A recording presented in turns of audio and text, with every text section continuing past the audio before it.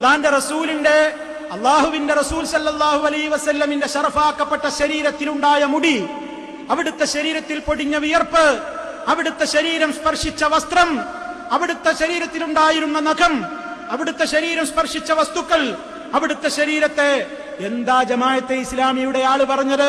Body waste. Body waste എന്ന പ്രയോഗം ഈ മുസ്ലിം സമുദായത്തിലേക്ക് ആദ്യമായി കൊണ്ടുവന്നത് ജമാഅത്തെ ഇസ്ലാമിയാണ്. Body waste. ആരാണ് ആ വിഷയത്തിൽ നീതി പുലർത്തിക്കൊണ്ട് സംസാരിച്ചത്? ജമാഅത്തുകാരാണോ? ജമാഅത്തുകാർക്ക് അത് പണ്ടേ ബോഡി വേസ്റ്റ് ആണ്. ചേകന്നൂരികളാണോ? അവർക്കത് പണ്ടേ ബോഡി വേസ്റ്റും ഏറ്റവും വലിയ എല്ലാ രൂപത്തിലുള്ള മാലിന്യവുമാണ്.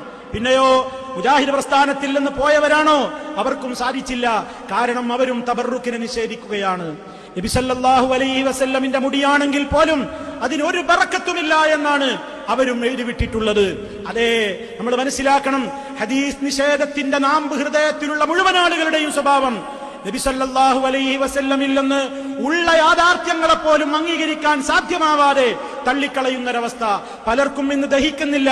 നബി സല്ലല്ലാഹു അലൈഹി വസല്ലമിന്റെ മുടിക്ക് പ്രത്യേകതയുണ്ടോ? ഉണ്ട് സഹോദര, ഉണ്ട്. സഹാബിമാരത് ബറക്കത്തിന് ഉപയോഗപ്പെടുത്തിയിട്ടുണ്ട്. അവിടുത്തെ വിയർപ്പ് സൂക്ഷിച്ചിട്ടുണ്ട്, അവിടുത്തെ മുടി സൂക്ഷിച്ചിട്ടുണ്ട്. ഒരു സംശയവുമില്ല. അത് പറയുന്നതിൽ ഒരു ലജ്ജയും നമുക്ക് വേണ്ടതില്ല.